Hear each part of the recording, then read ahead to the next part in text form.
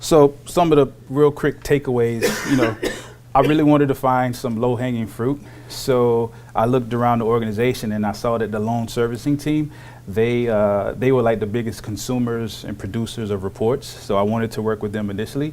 And that was great because I wouldn't say anything to leadership, other than, when we had our touch points, but the leadership would come up to me or stop by my office and say, hey, yeah, I heard you work with Tracy and Nicole, and they're so happy. So, that's good because I wanted to make a real big impact up front to continue to garner support around the organization.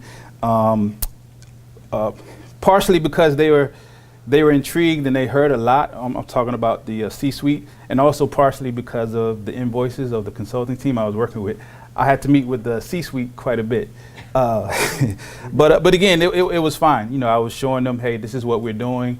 These are the next steps. These are some of the impacts, and we could measure it. And so that's always important, obviously, from a senior leadership standpoint. Let's see, one thing, and these are some of those lessons learned.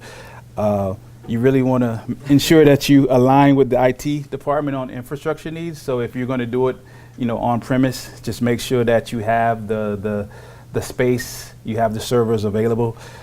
Schedule multiple sessions with the business stakeholders. Even after you have a requirement session, you send out those meeting notes, follow up with them before you actually start building. Because if you build something and it doesn't provide value, or you got a definition wrong, they're not going to use it, and it's sort of a waste of time and or money, both really. The frequent updates to senior leadership, that was really key to our success to continue going on. And I think it's also important to find internal champions within your team, those that are kind of chomping at the bit to get better tools in place, and that also, they'll make sure, especially at the manager level, so that middle management level, ensuring that their teams are actually using the new tools, because adoption is obviously a big thing.